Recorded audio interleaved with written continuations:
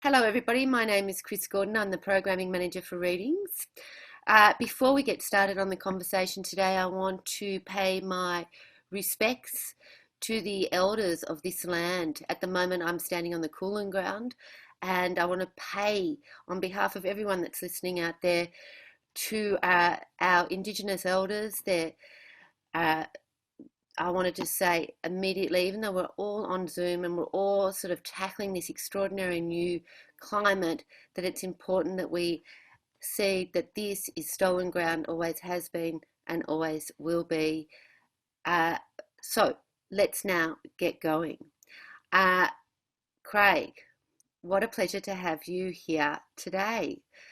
Uh, Craig, this is an extraordinary novel that you have written here, Honeybee. I'm just holding up the proof copy for everybody to see. We've got 20 minutes right now where we can talk about you, your writing, and your third novel.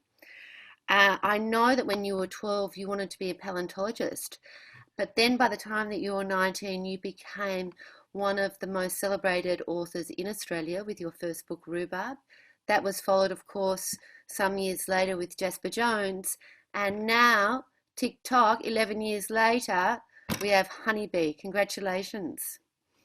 Thank you very much. And Chris, it's a real pleasure and a privilege to speak with you and everyone out there watching.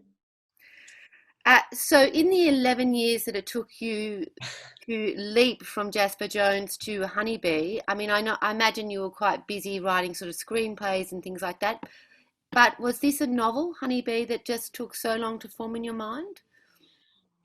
A little bit, yeah. It doesn't make me sound too prolific, does it? An 11-year wait.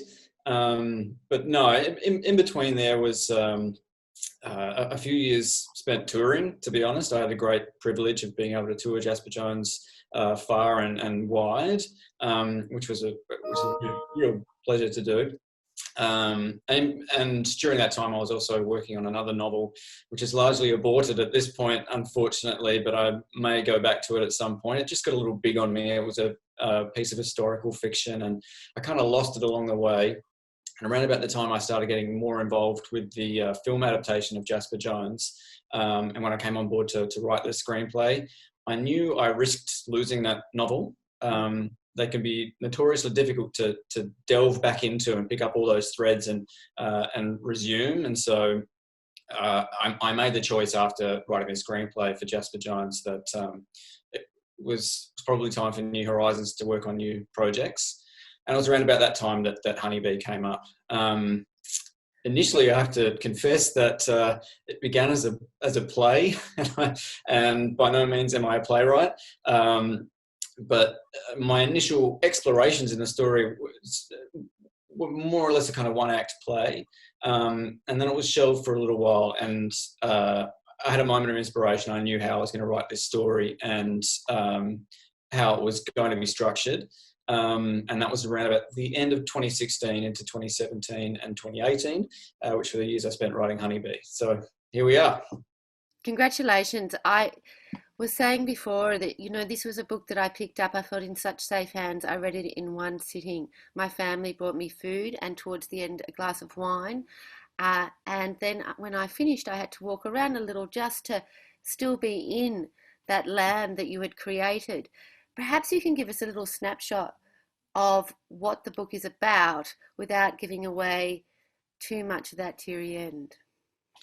Right. Well, first of all, it's very gratifying and relieving for me to hear you say that, Chris. I'm so pleased that it was a transportive experience, and it was. It really was. Yeah. I emailed you straight after. Oh, thank you. Yeah, I mean, I'm still at that stage where I am anxious and terrified and worried about people reading it. It's a strange thing to write a novel and then invite readers, because it's so intimate and private, and you have it to yourself for so long, and then there's this kind of handover period where it becomes a public object, and you're at the mercy of other people's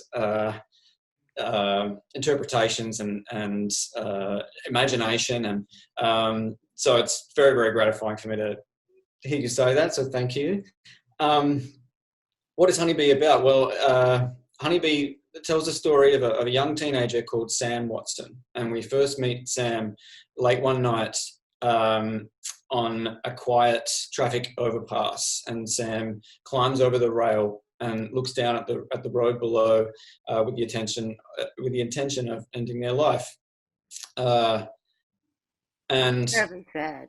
very, I mean, tragic. But down the other end of the bridge, Sam notices another person. It's an old man. His name is Vic, and he's a widower, and he is smoking his last cigarette. And he is there for essentially the same reason. And the two see each other, and there's this moment of connection across the void.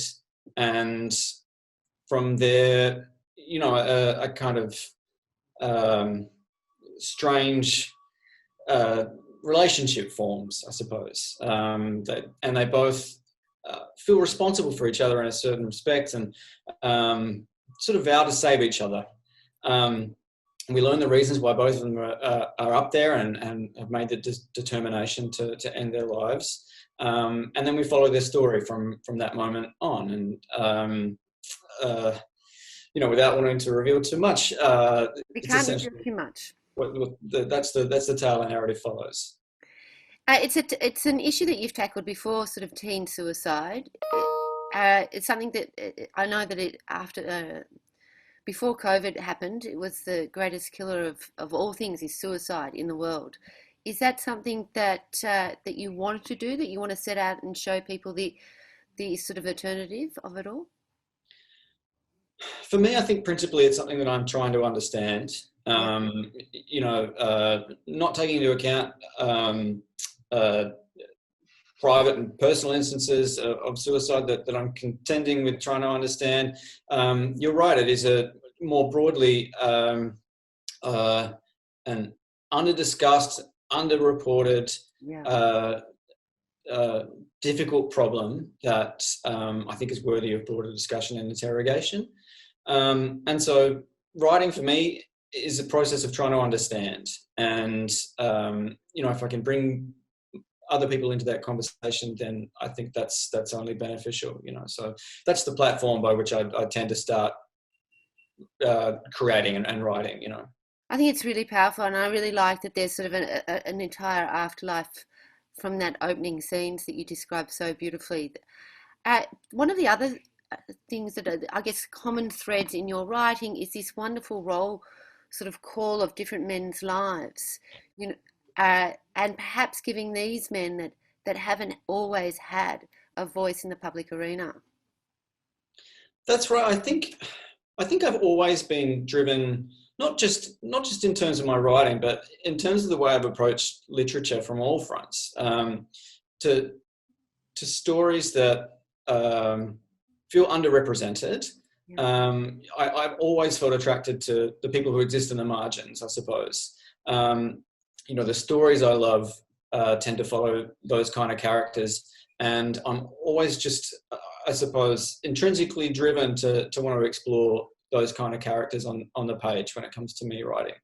You know, I'm not sure how much that boils down to how I navigate the world and contending with my place in it, or whether it stems from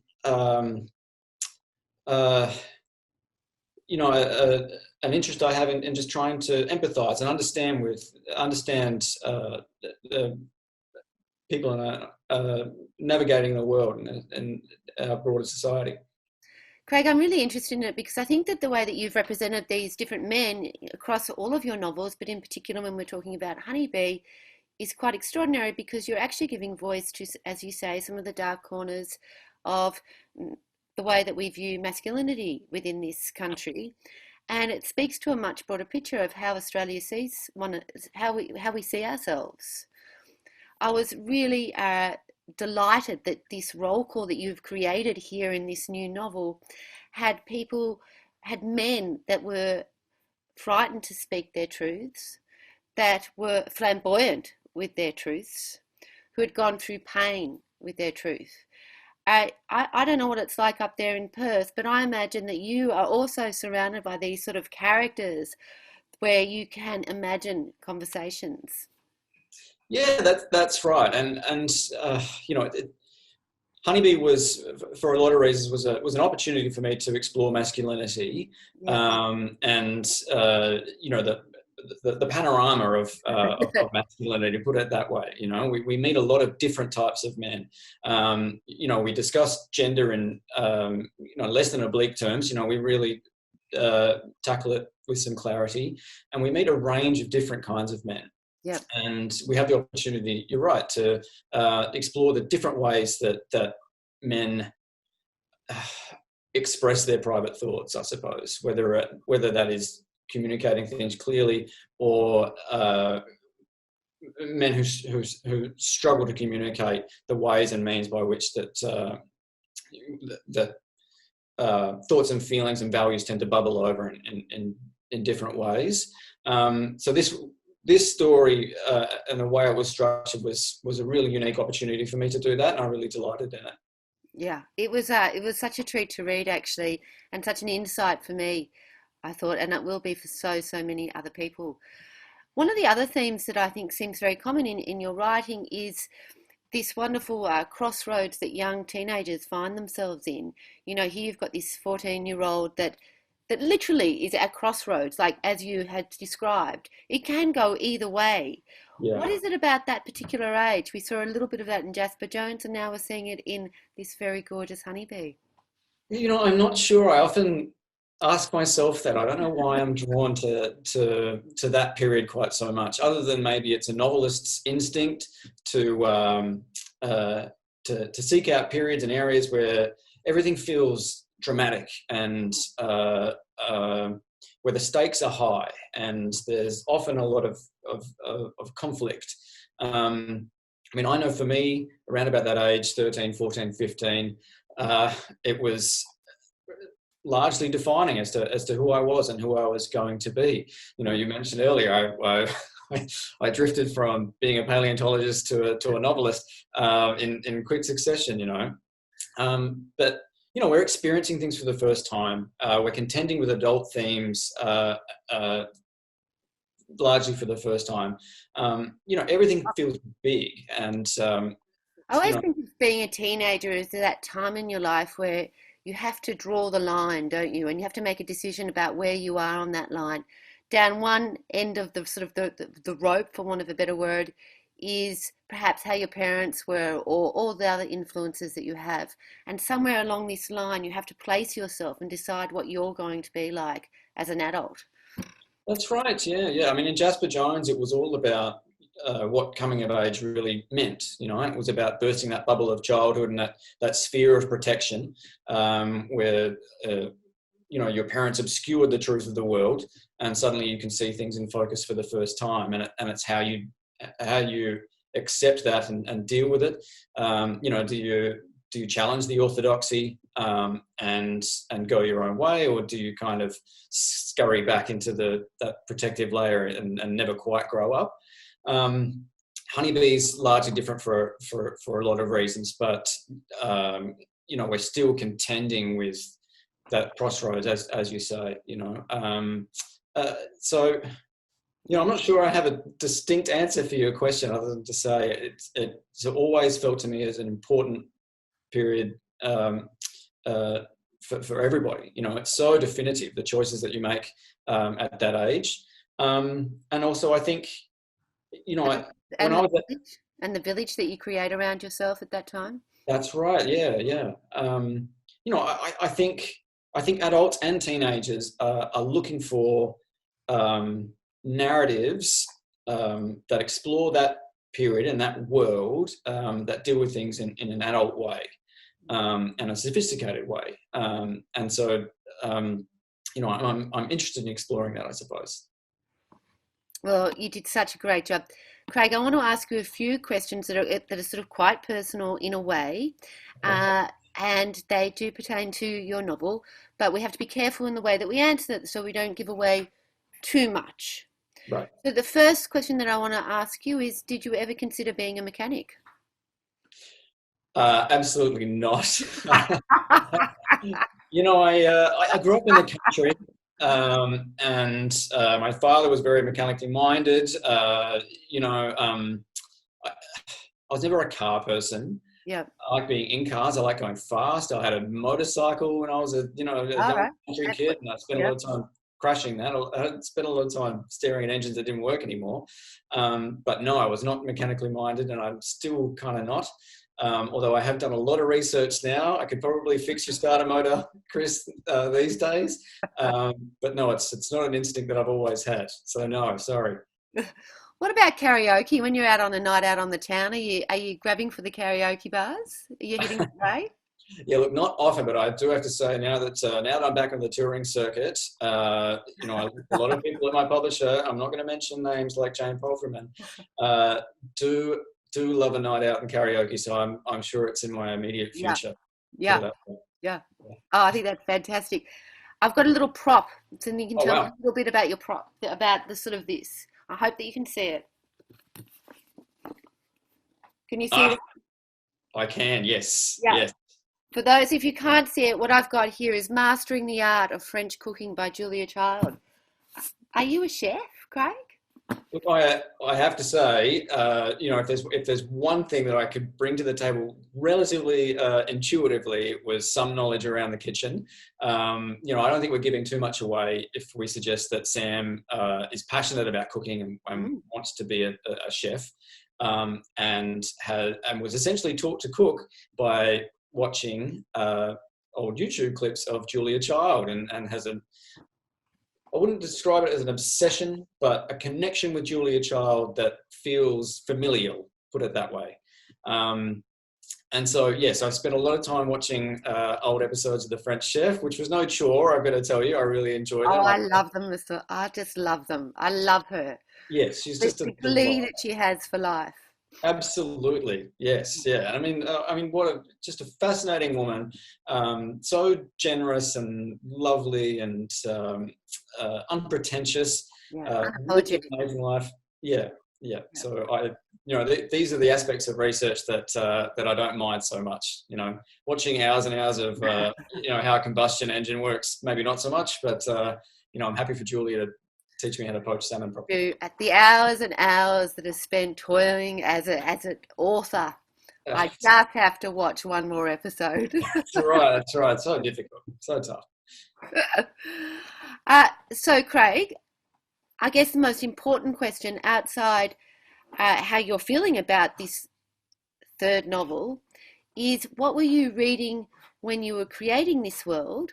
Are there sort of books that influence some of Honeybee?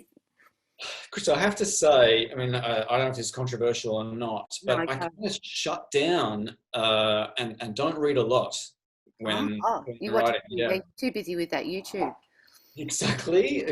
Yeah, there's a lot of episodes to get through. Um, it's a strange thing. I start to once. I think it feels a bit more delicate when you're presenting a narrative voice because it feels like this extended piece of dialogue, and it's so delicate when you discover somebody's voice. And in my experience, to read another book, particularly one that has a very distinct rhythm and structure, sometimes it can kind of contaminate what you have. If that makes any sense. And so, I might say influence, but yeah, contaminate. Yep. right, well, yeah. If you were less strange and protective, yeah, you might just say influence. Yeah, so for me, I shut down. I didn't read much for 12 to 18 months, to be honest with you. I could sneak in some scripts and feature articles and whatnot. I was still reading. But in terms of fiction, no, I didn't. I didn't base Sam's voice around any other comparative titles. I really wanted to create something distinct. And once I felt I was with Sam and I felt as though I intuitively knew them. That was all that mattered. You know what? You can tell actually. I think that Sam is going to become such a character that the whole of Australia is going to fall in love with. I really, really do. Craig, are you reading anything now that you've finished the novel? I've got to say, so you'll be surprised to learn that I'm actually reading a screenplay at the moment. I'm writing a family film at the moment. And so I'm actually right now in the middle of reading the screenplay to Paddington 2. Believe it or not, it's absolutely brilliant. It's really, really great. It's such a charming little film. But in terms of fiction, I've just started Charlotte Wood's The Weekend, which is just, I mean, astonishing. So I'm a huge fan of Charlotte, so I'm really looking forward to tucking into the rest of that. I've got a huge list of titles on my to be read pile, which I'm going to get through over the next year or so, which I'm looking forward to. But yeah, that's where I'm at the moment. Well, you know what? You enjoy all of that time because this novel has been absolutely worth the wait. It is, uh, it is a sweet novel. It's poignant. Craig, you've written another novel that's going to uh, break our hearts a little, but also repair them. Thank you so much, Craig. Thank you, Chris. That means the world to me. I really appreciate it. Ah, such a pleasure. I think that we have run out of time now. Uh, that's all I've got time for. But to say to you, Craig, congratulations. And to Alan and Unwin, thank you so much for bringing us this opportunity for me to chat with Craig and to have this little moment in everybody's lounge rooms or studies or bedrooms, wherever it may be. See you later.